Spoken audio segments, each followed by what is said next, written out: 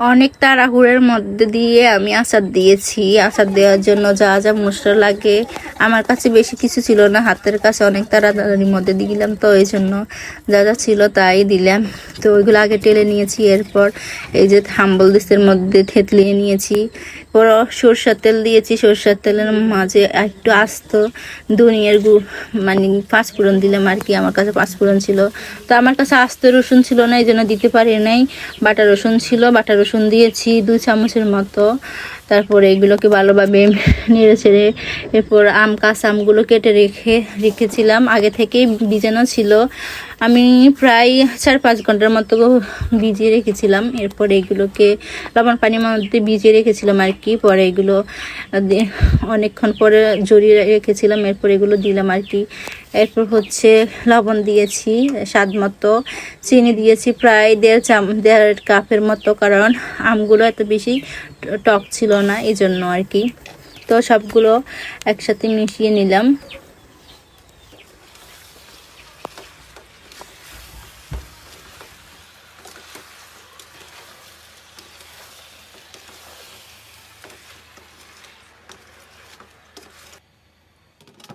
এরপর অনেকক্ষণ পর্যন্ত ঢাকনা দিয়ে রেখেছিলাম, ফিরে আসলাম প্রায় 10-15 মিনিট পর।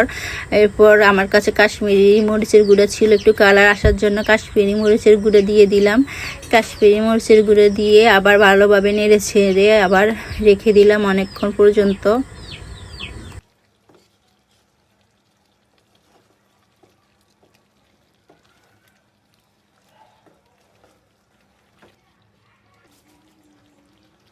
এরপর আবার ফিরে আসলাম, এরপর হচ্ছে ভিনেগার দিয়ে দিলাম স্বাদ মতো, ভিনেগারও দিয়ে দিলাম।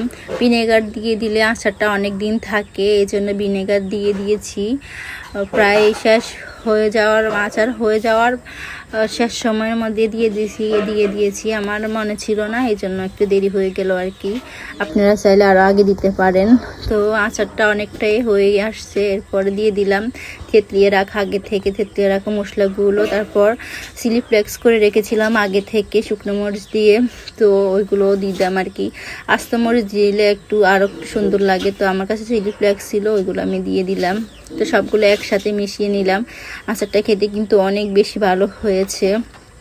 তো আমি জানি সবে কম বেশি আচার রেসিপি পারেন, তারপর আমি দিলাম আমার এরপর আমি আবার একটু সরষের তেল উপরে দিয়ে দিলাম। আমার কাছে তেলটা কম মনে হয়েছে, এজন্য একটু দিয়ে দিলাম, অনেকটাই দিয়ে দিলাম। এরপর একটু ছেঁকে দেখলাম, অনেক ভালো লেগেছে।